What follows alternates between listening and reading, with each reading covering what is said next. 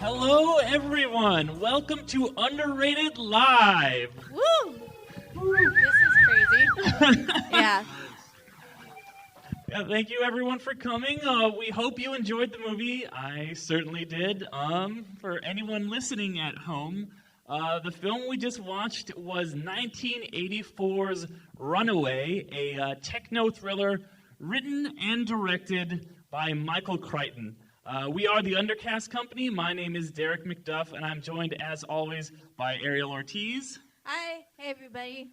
Hello. Alan Torres. Hey, everybody. How's it going? And we are joined by a special guest today, Mr. Logan Crow, the owner and proprietor of the Frida Cinema, where we had our great live show.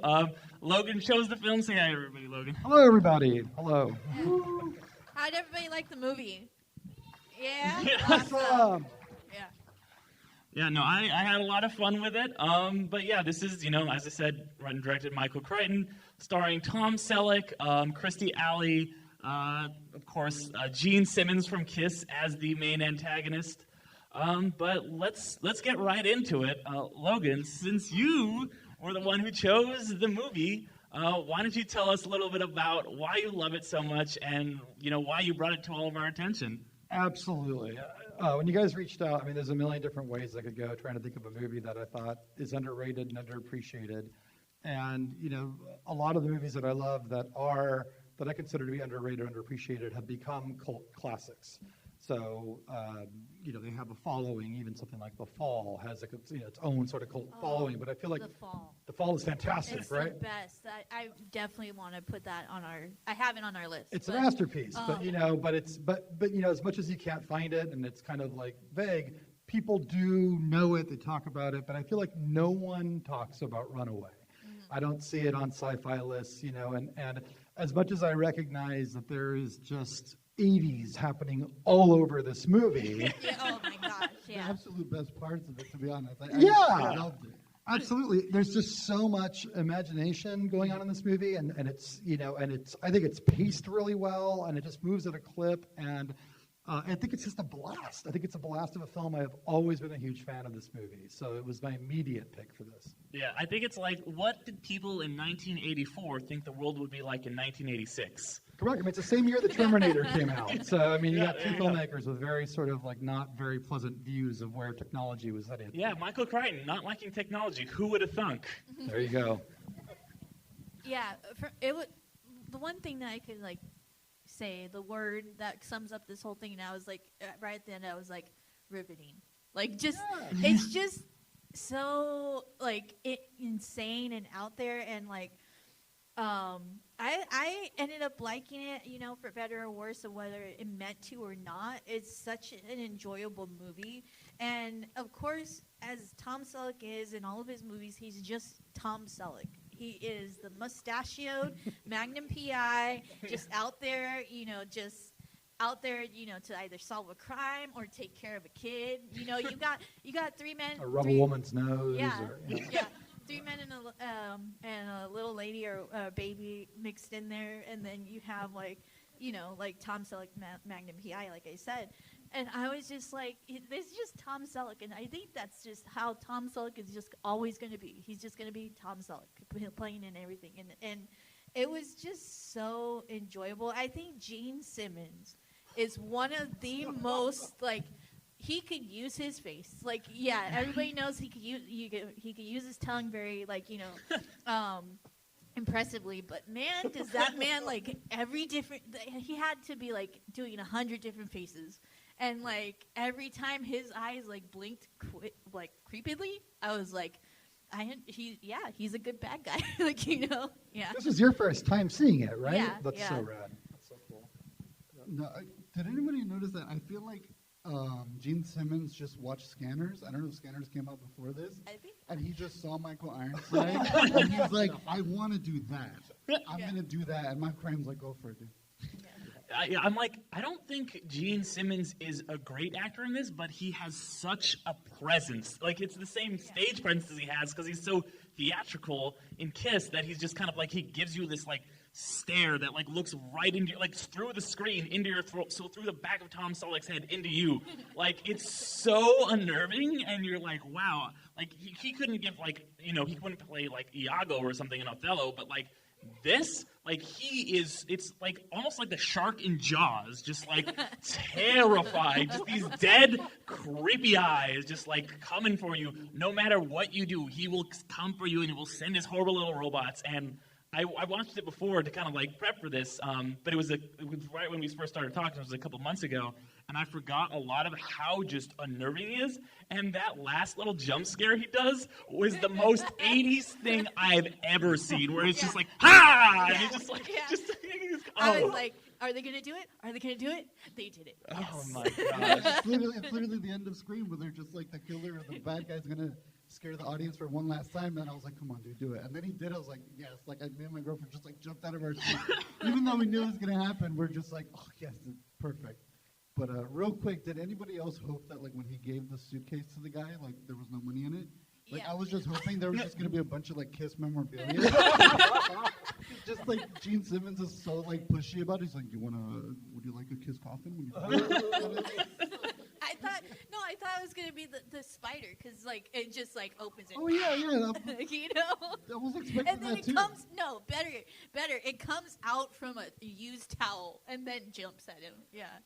It's funny because, like, I was reading up a little bit on this movie, and apparently Gene Simmons, like, a bunch of people were trying to get him in other movies. Like, they were like, oh, be in this movie, and they were all music movies. And he kept being like, no, I don't want to just be, like, Gene Simmons from Kiss in a movie. I want to just, like, have an actual part. And they, like, Michael Crichton really, really figured it out for, like, him in this movie. Like, he was like, yeah, like, you've got that stage presence. We'll put you in this. And I'm so glad that he waited and wasn't just, like, in like whatever random musical movie. Like, he actually went out and did something that was just kind of out of his normal wheelhouse. But when you stop and think about it, you're like, yeah, that works.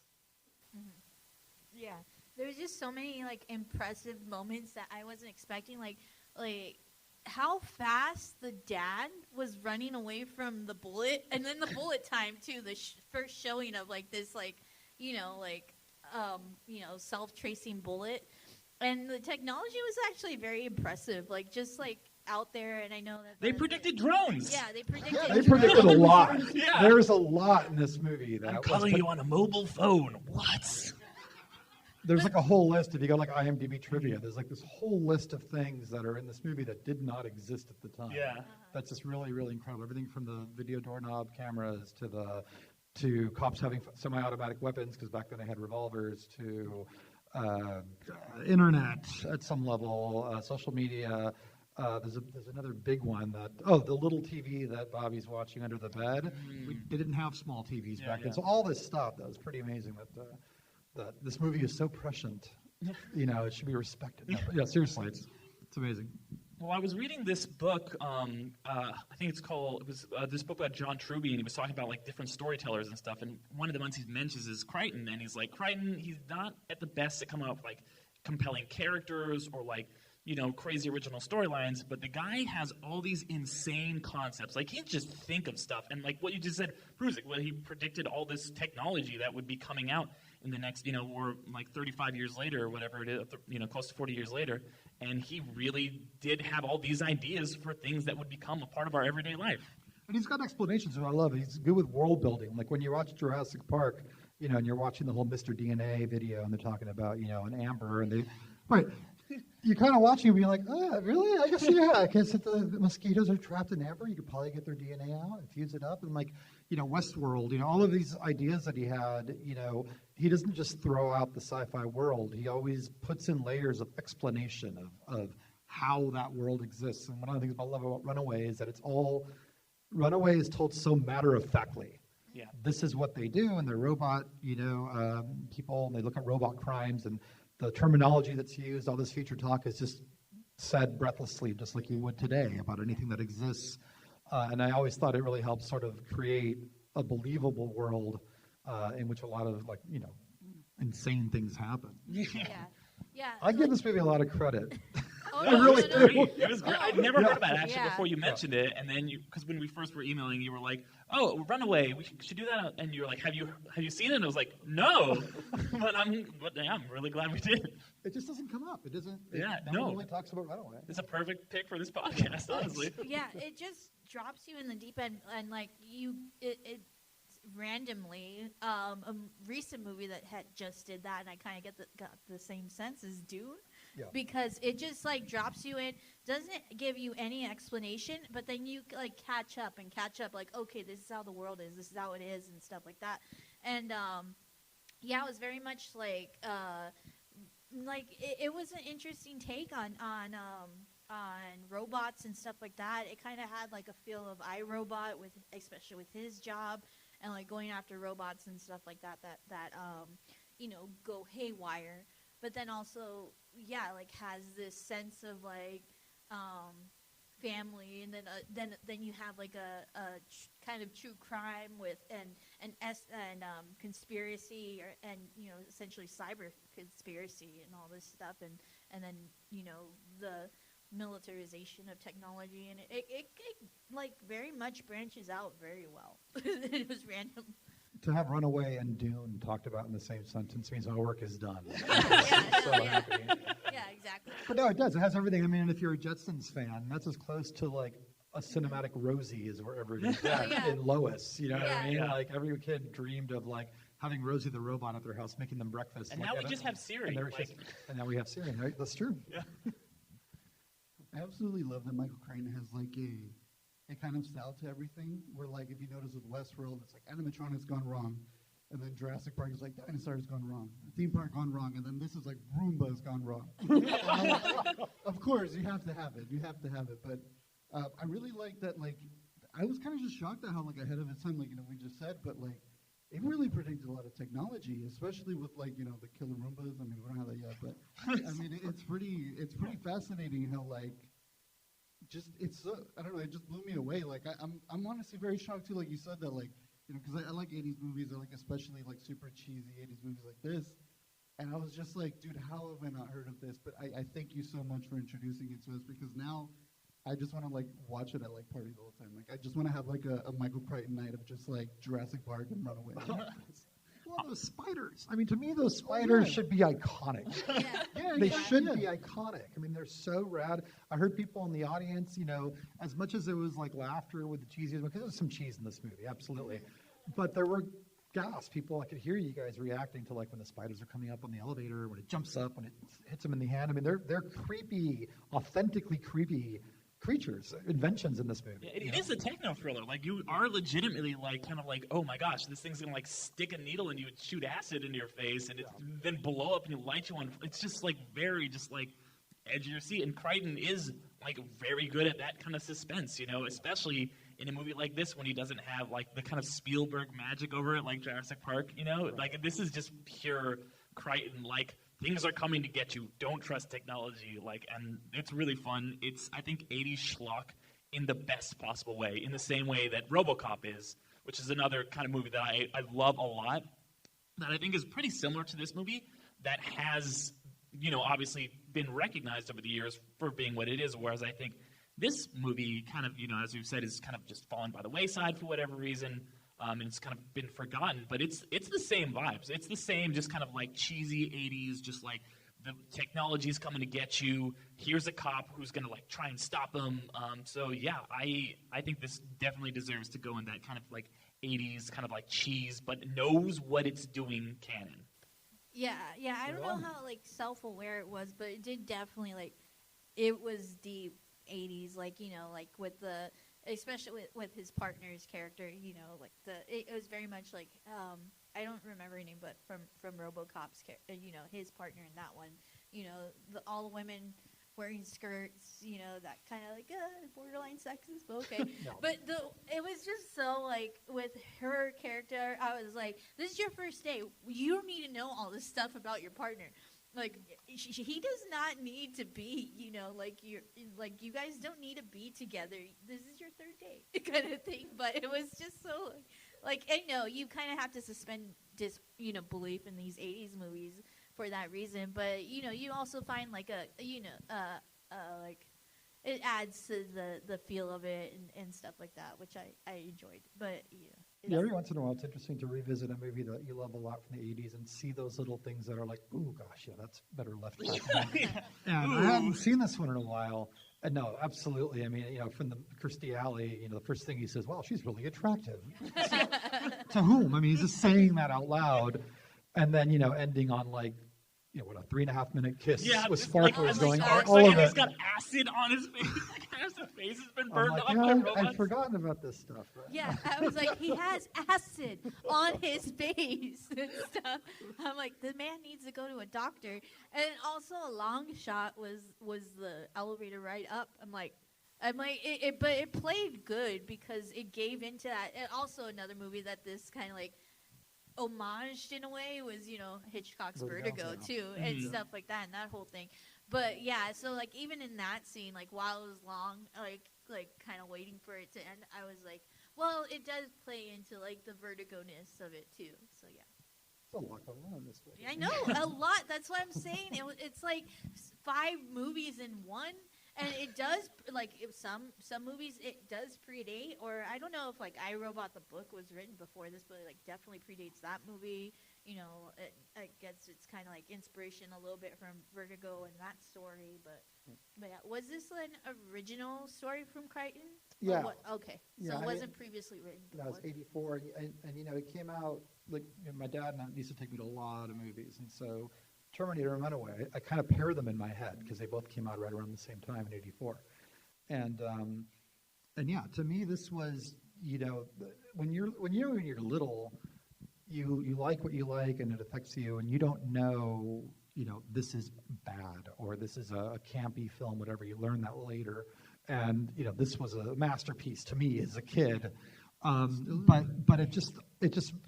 One amazing set piece after the other. We haven't talked about the car chase, little tiny shuttle cars chasing after police. There's all this stuff just happening. The neon sushi guys, it's one thing after another where it's like, there's so much, like I said, inventiveness and moments and set pieces throughout this entire film that I think is remarkable. Yeah, it does not, like you said, the Spielberg, he doesn't try to gloss over, turn it into some kind of 2-hour and 10-minute film that could have easily been 80 minutes long, or focus on the future elements or future lines with a sense of wonder, so we can go like, wow, the future. It's so presented matter-of-factly, but at the same time, just one amazing idea after another. So no, I fully agree.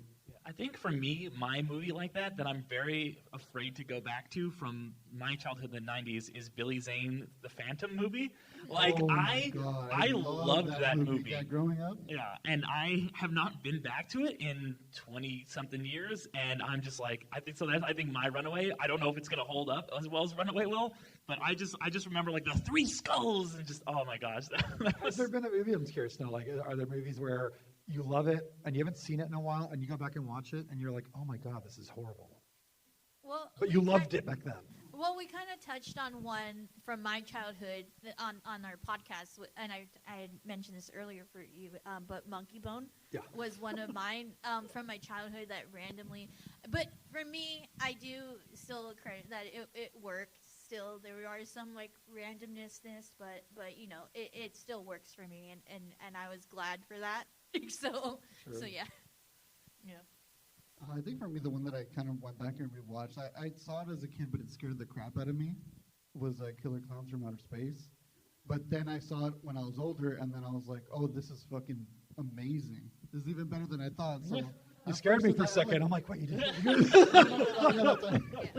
what I was worried about, because one of my buddies, he was like, you ever seen this Killer Clowns movie? Like, it was 10 years ago.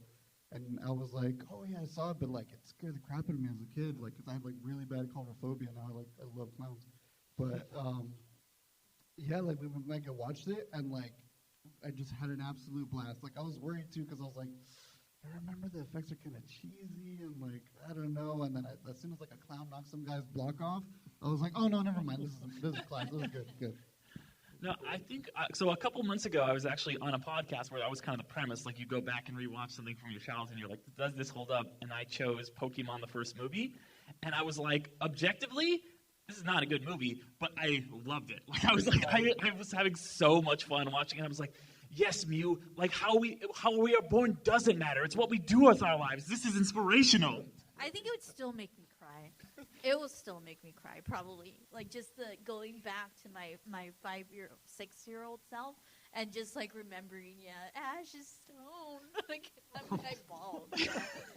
Well, there's still that Minnesota Vikings joke. Did you see Yeah, that? Oh yeah. my God. Mostly they're in Minnesota. And like Jesse James, you guys keep doing what you're doing. Yeah, like when even as a kid, I think I saw it with I don't know if he's still here, but my cousin Fred used to be one of our co-hosts as well. But we went to go see it together in theaters, and I still remember that part where he's just like, they're like, oh, there's Vikings here? And then Ash is like, oh, yeah, they're mostly in Minnesota. I was like, go fuck yourself, Ash. How dare you say that? Like, even as a kid, I was so upset. But I have yet to see any Pokemon movies. I got to catch up on those, apparently. Yeah, you got about 20 years of Pokemon movies. I have a lot to catch up on. Just watch stick to the more. games. Stick to the games. The games are good. Yeah, no, but like back to Runaway, like this was like we said, it's really a thriller. Like it really is just like a techno thriller in a way that like few other movies I feel like are. You mentioned that like great car chase that they're doing, where it does feel like very unique, where they are running through the like you see all the little shots where it's like the camera and it's like sped up and it's just kind of like the going through the streets and stuff like that, and you're like, wow, this is like unique and impressive and just like I don't know, like it felt really of its time, yet at the same time, you're like, yeah, you can watch this, in 2021, and it's still so enjoyable. Yeah, it's funny, speaking of the movie cameras, the one scene that even back then, used to crack me up, and still does, and it was great hearing y'all laugh as well, it's the shot of the bullet chasing Chris Mulkey and Tom Selleck through the... Yeah. And Tom Selleck turning around every once in a while as he's running away from it. It just kills me. It looks so goofy. Especially because it's kind of fisheye lens, like a little bit, and it's just like, oh you're my seeing gosh. how fast the bullet's flying, but then it's chasing a running man who's running, not fast enough that he can't turn around and check for the bullet. Yeah. So it's apparently it's hard not to visualize the bullet slowing down for him, so you can get around him and hit Chris Mulkey. But yeah, that always kills me. That still just cracks me up. It just looks so goofy. And then it's so goofy and great when it ends because it like doesn't just like hit this guy in the back and he's dead. It like explodes in his back and he's like halfway up a fire escape and he just like tumbles off backwards and Tom Selleck is like, oh, I guess he's dead. No, and Giant hole in his back. Yeah, checks his pulse. Checks his pulse real fast. I think he's dead. Yeah, there's He's a dead, gaping Jim. hole. Gaping hole in the back. And yeah, like when that happened, I was like, I feel so bad for him. Like it's just, and then the way he lands too, it's like very like, like it's just like. Oh my God! Not even like it's just like a couple seconds sooner. Like there's a part where like he runs into like all these like boxes or something. He like threw himself. Oh yeah. And I was like, oh, okay, dude, chill. Like, what did Michael Crichton make you do? Like, he just scared me. He's like, I need you to crash into those boxes as hard as you can. No, it's Tom Selleck kind of like barely like moving him aside, and he just full ham like goes into the. He's down like a soccer player, like just like. Uh-huh. Oh my gosh, it was great. I was like, thank God there was that like mattress there that he could just like not really softly land on, but at least it wasn't like pure like asphalt street. Like. Yeah, you gotta give it to all the actors in this movie. They gave 110%. Like it was insane how much they put into this movie. And into these characters that some stood on the screen for a little bit, some didn't. Like a standout for that is that dad. Like and then him freaking out was like one of the best like overactings I've ever seen of just like. What did he do? What did he do? And then he runs away. And they're like, wait, no.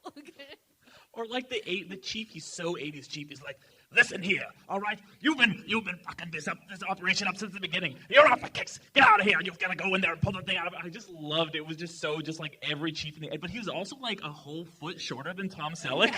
So he's just like shouting up at him. He's just like, so good. And then the news reporter too, like oh my that gosh. one, and like gets her cameraman killed.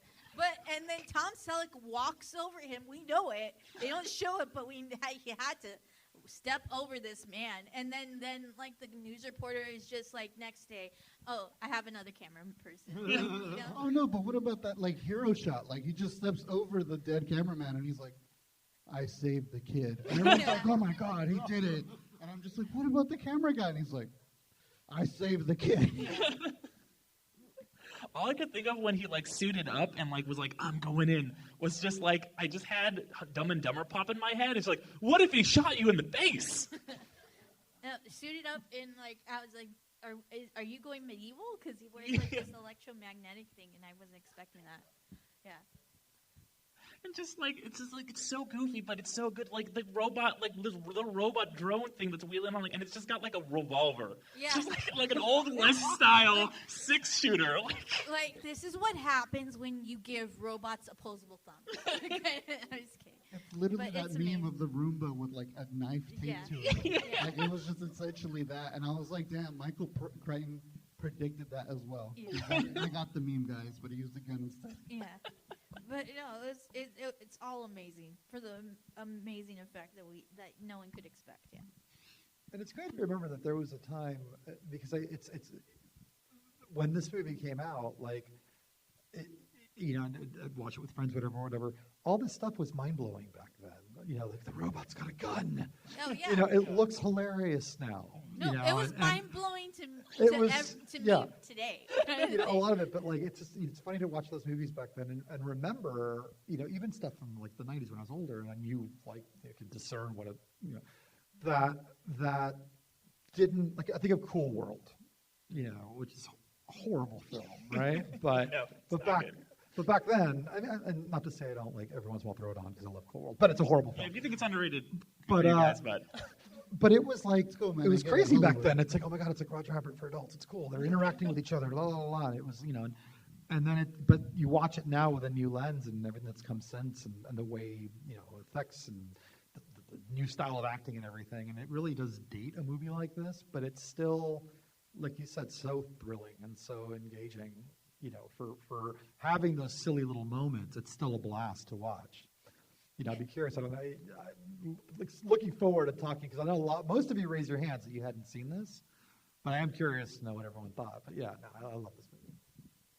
Yeah, definitely. So, like you even mentioned, you saw this when you were a kid with your dad. So, why don't you tell us like a little bit about like your history with this movie? Yeah, I had my dad was young. He got married young, and so he was still, by all intents and purposes, a young man who loved movies when I was a kid. And so he would just take me to everything. He wanted to see everything I wanted to see, and it was that very sort of Western thing where the movie could have someone getting ripped to shreds and have their face peeled off, but if there was nudity, that's oh no, when you shielding my eyes, that sort of thing. But everything else was fair game. So yeah, I remember seeing, like I said, Terminator, which just blew my mind. That was a huge film for me, and Runaway around the same time. And I just was a huge fan when VHS came out. My sister, who's towards the back, also one of our board members, hey Giselle, this was one of our films. We would watch Runaway a lot. We just loved this movie. We loved Gene Simmons. I love Gene Simmons in this movie. I love Gene Simmons in Never Too Young to Die. I don't know if any of you have seen that. If you haven't, that's my next recommendation. It's another, if you think this was 80s cheese bad, Never Too Young to Die, you got John Stamos and Vanity are the protagonists, and Gene Simmons playing this insane androgynous, anyway, Never Too Young to Die. Anyway, I love Gene Simmons in this movie, and for all intents and purposes, it would have been great to see him play villains more often, and I was reading that on set, he would just stare, he would glare at his cast members and character, and made them all uncomfortable throughout the shoot. And that one of the reasons Michael Crichton hired him is because of the glare, that it chilled him to the bone. But, it was just one of my, I had this like little list of movies that I just kept, Runaway, Dreamscape, Race for Your Life, Charlie Brown. Like there was this like repeated sort of like group of Arthur movies that I would just watch over and over and over again for whatever reason, and Runaway was just one of them. I just really, really loved this movie. It was just something I could always throw on and have in the background and just sort of like, trip out on. It was just a cool sci-fi movie that appealed to me. I probably watched Runaway more than I watched Star Wars until RoboCop came along. So we have that in common. I Excellent. adore RoboCop. Yeah, I defend I love RoboCop. Paul I think Verhoeven, yeah, so RoboCop then became, I think, in 86, 87? I think 87, I want to say. There was a theater Anybody in know? Torrance. 87, Oh, yeah. thank you. The Lama Mall that ran a double feature of The Lost Boys and Runaway that I think I went to 5 times. Yeah, that's cool. That's You cool. know, so- Well, it's but really interesting because when you're a kid, you have these movies that you watch, and they're all the same to you. Like, you don't know that Runaway is not in the same kind of league as Terminator because they're just movies you watch as a kid. And, like, for me, like, I didn't know that, like, The Rocketeer and Indiana Jones weren't, like, on the same level, you know? Like, one was, they're both, I still love both of them to this day. But, you know, like, Indiana Jones is, like, one of the biggest franchises in film history, and The Rocketeer, like, is just kind of this, like, admirable, like, you know, kind of cult classic now, you know, that's finally getting a sequel after, you know, however many years. But you don't really put that together as a kid because you don't know, like, other than maybe your friends might talk about one movie, but you don't know, like, what critics think or what a box office is. You just know that this is a movie that you love to watch. It's just like this other movie is a movie you love to watch, you know? I remember loving the score. Like, I love the score to Runaway. You know, I think it was Jerry Goldsmith's first synth score. And you know, that was something else. Like, as I was watching the movie now, even though it's been years since I rewatched it, I was excited to rewatch it with the audience tonight, so I didn't study up. And, you know, I was anticipating every cue, because I just was like, that's how I remember this entire score. It's just the things that stick to you, you know, when you're a kid and you love movies more than anything else, you know. And this is one of those movies where, you know, if you were to ask me, you know, why is Blue Velvet your favorite movie? I'm like, well, sit down. We'll spend 3 hours on it. I can't explain why I love Runaway so much. I can't. It's just so thrilling to me. Right. I mean, I could tell you all the little elements that I love about the movie. That's what we're talking about. But, like, why as a kid did I watch it over and over and over again? It just appealed to me. It was just a movie that I really found crazy entertaining and sort of, like, sparked my whimsy and imagination. And I loved the robot. I loved Lois. She's was one of my favorite supporting characters in a film as a kid. Just the idea of Lois making hot dogs and all that stuff that she would talk about. Bobby. Yeah, I go was on, like, no, Lois, save her. I Save know, her. right? She's losing hydraulic fluid. She's losing hydraulic fluid.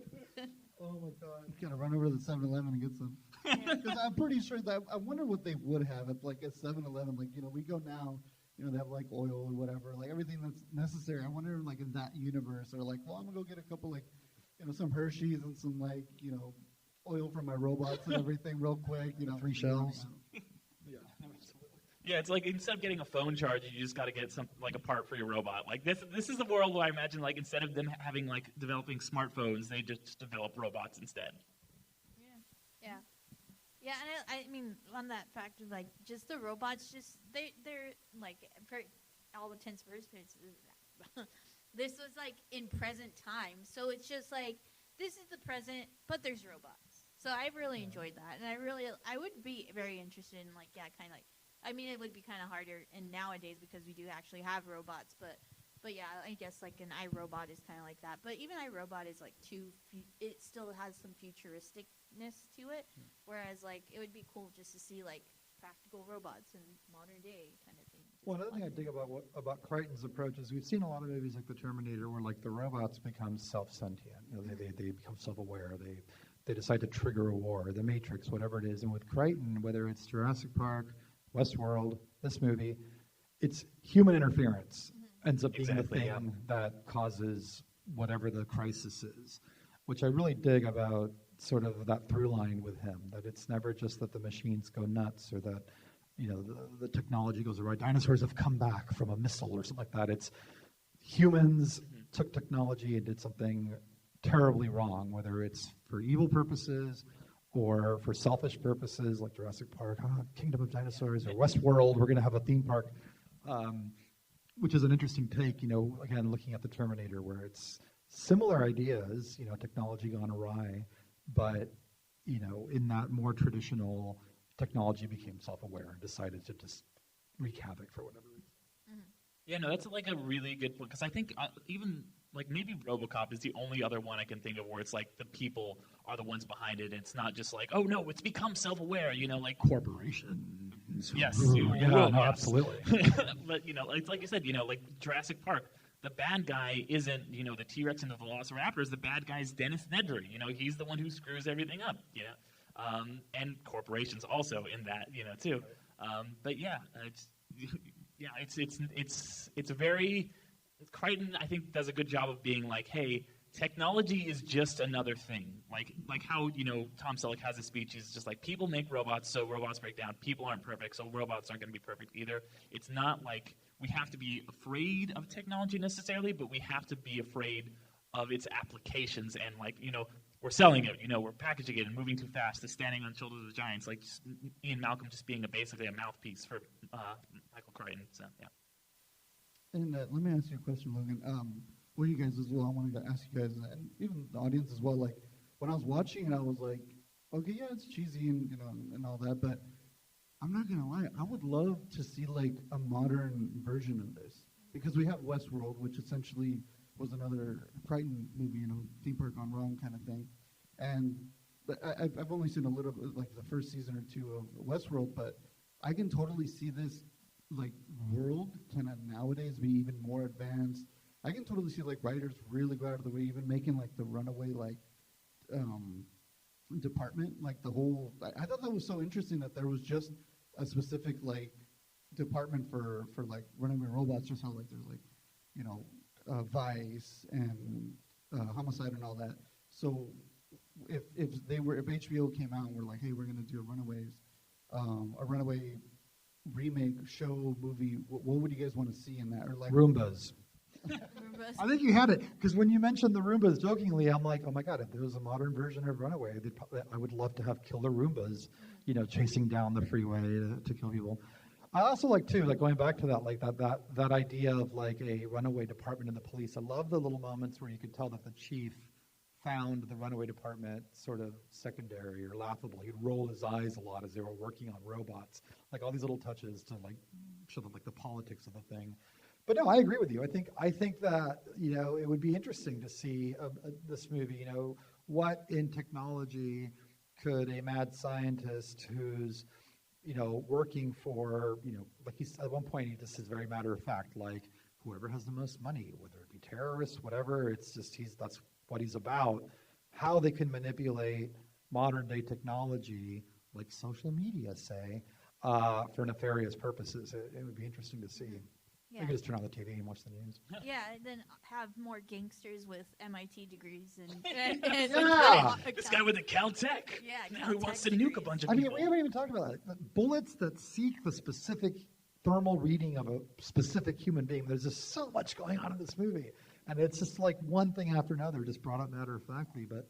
But yeah, no, with effects today too, like to see like bullet cam going around corners and stuff like that. Yeah, but I would really hope to keep it practical. Like this movie was very, very practical. Like even like the building of like when they busted open like the tracking bullet, I was like very impressed with like how detailed it was and stuff like that. So like I'm always a person that would love practical over special effects in most cases. So like I would really love for if this was to be remade in any way, for that practicality to carry through too. Yeah. And I love the choices, like the bullet extraction scene. I don't know about anybody else, but every time I see that scene, I can feel the nerve in my, especially when the bullet gets pulled out and it just kind of pops back in. Yeah. But they never show her arm. They never show the bullet. They never show the blood. Yeah, they show her face and then the image on the thermal scan. And that's so effective because I think that, given what looked like not the biggest effects budget for this movie, I think a close-up may have looked like, Arnold Schwarzenegger taking out his eye in Terminator bad. You know what I mean? Like, but they don't, and it's still painful. It's still like, it's still a palpable scene to watch, with the choice, like with the sweat and just the grimacing and everything. No, I agree. Like there was a lot of really cool choices to keep things sort of still futuristic and still sort of fantastic, but subdued at some level. Yeah, and I think that really, I wanted to bring up that scene, so thank you for mentioning it, because it does amp up the tension so much. It's like, when you don't see a monster in a monster movie, it's so much scarier. This is the same principle, but with, just like the tension of like removing this thing. You don't have those, like, if you're looking at her arm, I feel like it's just, maybe a little grotesque and not as scary, but this just, you're on pins and needles like the whole time. seriously.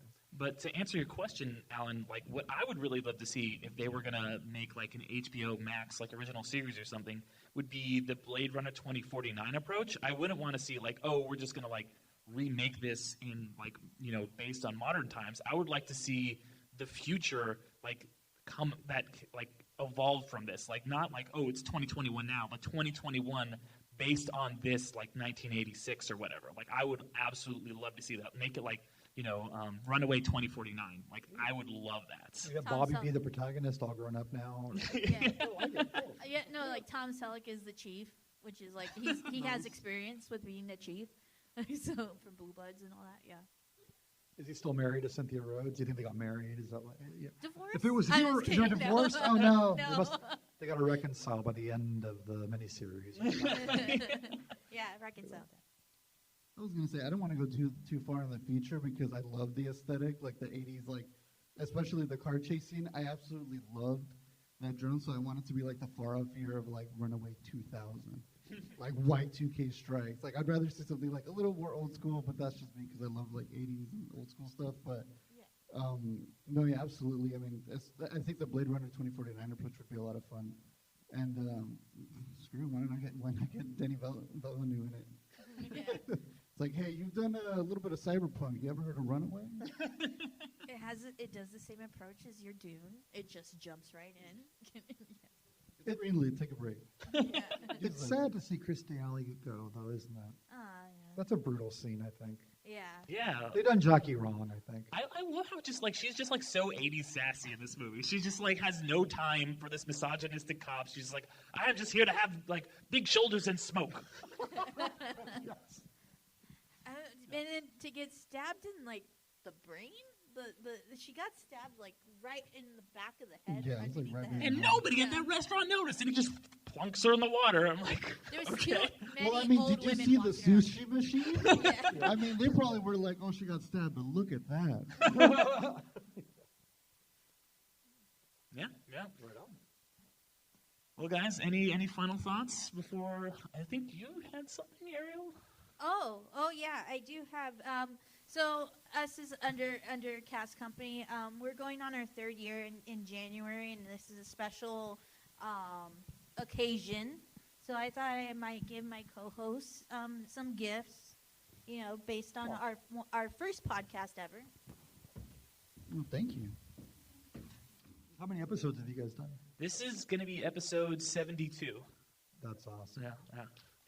Thank you. Thank you so much, guys. We appreciate Just it. out of sheer curiosity, are there any films that are like the highlight episodes where you're like proud moments or like, oh, if you're going to listen to 3, listen to these, just to like.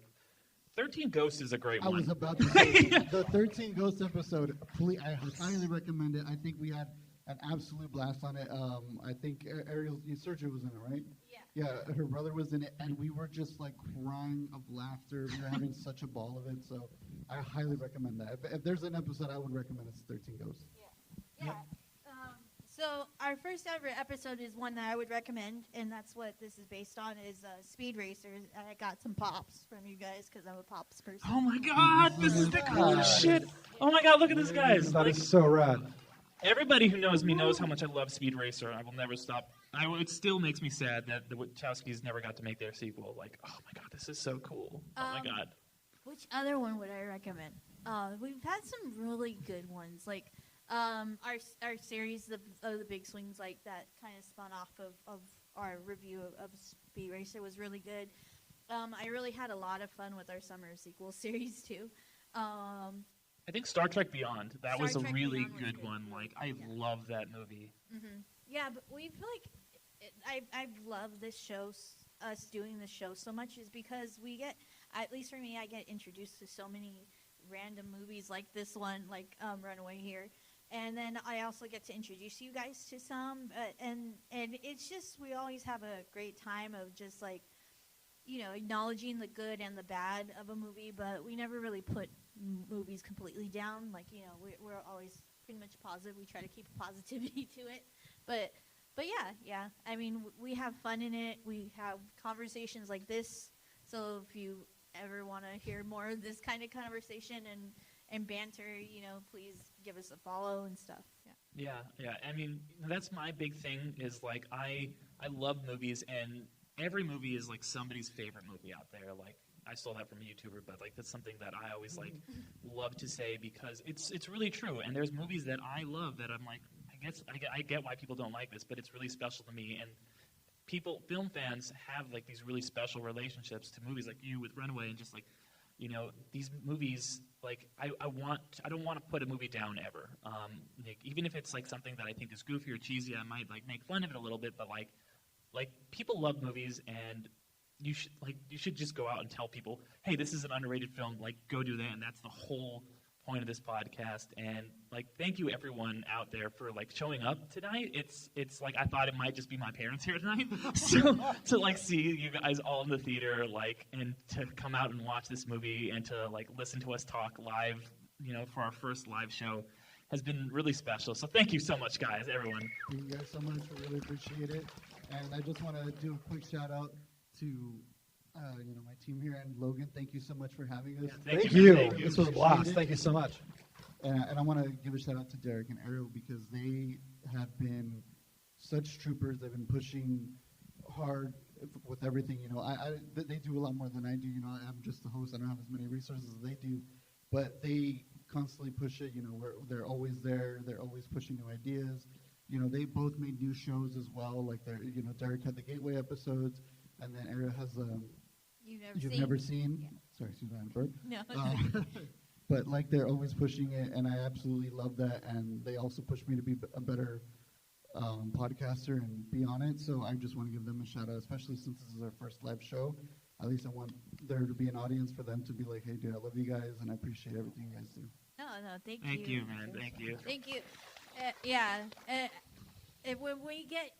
Because we do get into heated discussions, and Alan is always there to be the mediator. Yeah. So I really, because we. Well, the two of us, we get a little heated sometimes, in a good way. But Alan's like, that. But yeah, the psych major over here. So yeah. Only I went to MIT to make robots. I messed up. But yeah, and Logan, thank you again. Before we close out, you run this amazing theater. Like, I've had so many fun times coming to this theater. I think a couple years ago we also had Drive here. Oh my God, one of the first movies I saw here was Jurassic Park when I was like 3. That's like my first film memory. I was seeing Jurassic Park. So like, holy crap, it all comes back around. And then you did like your Lord of the Rings marathon. I had a ton of fun with that. So thank you and for hosting us. It was really cool. I don't know if you wanted to mention anything to the listeners or anybody about. Just first of all, there's so much love on this stage. I love it. Thank you. No, just I'm so grateful for this opportunity. And honestly, like we program the theater from within. Trevor, Dylan, and myself. And, we do put in a lot of movies that we know you love. You guys send recommendations. We really, really do keep a list of the recommendations that come in and then try to find ways to incorporate them into, film series or just play them. But we also obviously play a lot of our favorite films, and I have yet to play Runaway here. And so this provided me the opportunity to finally bring Runaway to the Frida. Sure, I play Blue Velvet twice a year, if you Drive twice a year. But, it was just a joy to finally bring this movie here. And honestly, all of you, so glad you all made it. I'm just curious, if I can close out with this. You mentioned, which I love, movies that you responded to, that you really love, that you should embrace and celebrate them and share them. Just from the audience, did that trigger any specific films for anyone? Does anyone have a film to shout out that they just absolutely love, but feel like not enough people know or have seen, or that the movie's considered bad, even though you just think it's remarkable? Anything? Just curious. Yes. My Science Project. Oh my God, that's a great one. Okay. I'll start writing these down. My Science Project is awesome. We're always looking for suggestions. Yes. Oh, those are great. Ice Pirates and Caveman. That's a double feature right there. Space Herpes. Sorry, it's a caveman thing. All right, anyone else? Come on, Ringo Starr and Dennis Quaid as Caveman. Shelley Long. It's just has anyone seen Caveman? You've seen it. Anyone? Caveman is amazing. Carl Gottlieb directed it. Wrote Jaws. It is fantastic and a great, memorable song number in it too. Anyone else? Troll in Central A Park. Troll in I Central think I've Park. heard of that one, like random. I gotta add that to the list. It's weird. That's the second time someone's. I've never seen it, but my friend Brian, who loves Secret of Nim, is a Don Bluth fanatic. Always talks about Is it a Troll. Don Bluth film? It's not a Don Bluth Okay. film, But but if it's in that same we were vein, talking. Well, yeah, we were talking about Tom Bluth, and he just brought up Troll in Central Park. That it's something I got to watch. I mean, that's on. kind of right up my alley. Oddly unsettling, but very sweet. That's yeah, okay, that That works. was Titan, if anyone saw. Oddly unsettling, but very, very sweet. Anyone else? Yes, in the back. Jeff Bridges and Rosanna Arquette. That A Million Ways to Die. Was it a Hal Ashby film? Wow, okay. Interesting. You know what I watched last night? Yeah. Which, and I actually wrote it on your board out there. And it just blew me away. And I want to watch it again, like now, is My Dinner with Andre. Oh my I've God, that's heard been of on my that one, list yeah. forever. I don't know why it took me this long, and I totally thought I knew exactly what I'd be getting into, but no. If anyone hasn't seen My Dinner with Andre, don't watch it if you're going through like a really deep existential crisis. Oh, well, never mind. Which, yeah, but what a film. Just incredible, incredible movie. Yeah, the back row. Berserker. Okay, right on. That's the couch movie? Not the newer Berserker with two guys on the couch? No, okay, no, I haven't heard of You're the not original talking about. Berserker. You're not talking about that song that one guy sings. My love for you is like a clock clock. berserker. Would you like some making fuck berserker? All right, sorry. Yes. Thank you so much. Alphabet City. Alphabet City. Is that? What's that? Vincent Spano? Never heard of that. Okay, right on. Okay, I have to. We'll have to go back and replay it to remember all these titles. I'm Alphabet like City. Madden 0 right now. I have not seen like any of these. Anyone else? Yes. Warning sign. That. Right on. Who was your dad? G.W. Bailey's your dad? Oh. Okay, police chief who was shorter than Tom Selleck is this gentleman's dad. I think we Whoa. talked about this on Wow. Facebook. That's right.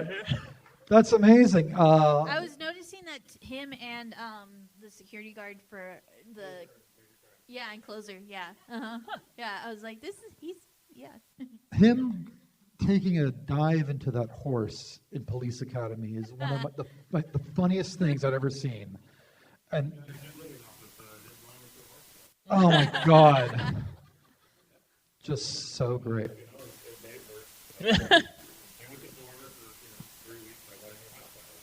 Hey. There you go. And we got 9 films out of it too? 8 films, wow. That's amazing. Mission to Moscow. Yeah. Well, anybody else? Any more fix? Yeah. Mm-hmm. I do. Mm-hmm. yeah. Huh?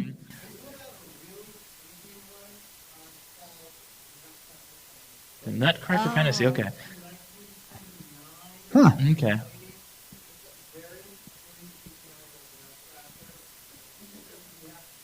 Okay. Hey, Christmas coming up. Yeah, I know. Yep, yep. It's definitely going to be on our Christmas list because I'm the only one that provides Christmas. Or you? I have like weird Christmas movies. Like Yeah. speaking of Rankin Bass, I love the Jack Frost one where it's like Jack Frost versus like the Russian steampunk army. Yeah. What? Yeah. Have you not seen that? It's You've not seen insane. Jack It's Frost? insane. Oh my Yeah. God, I love it. It's just like because it's done in that same style of like Rudolph and like the Deer Without a Santa Claus, but it's just Jack Frost and he's just like fighting. Like there's this guy who's like, oh, we'll fight you with my steampunk, and it's like these like clock soldiers, and it's so I can't even describe it. Yeah, Like and- and the groundhog is the Yeah, it's a frame story of the groundhog. It's because so we could go on a tangent of like the Please do. narrative, but yeah, no, the movie starts with the narrative being the groundhog from like Groundhog's Day, that groundhog, and he's like, oh yeah, I give Jack Frost a couple weeks because we have a deal, And then he just starts talking, you know, He's about a corrupt groundhog? kind of. He takes bribes, I guess. What is He's it? like, he doesn't take bribe, but he has like a scheme where it's like, 6 more weeks of winter, I can get some sleep, and his like shadow that he sees is actually Jack Frost. There's a whole weird mythology. That was the original cinematic universe, was the like Rankin Bass Christmas weird universe. Like, I got to see this. Yeah. Like the old, Yeah. like the claymation stuff, like from back in the like day? the puppets and stuff. like, Yeah. Like Rudolph the Red-Nosed Reindeer, you know, all those, yeah. Versus like Soviet Russia. What?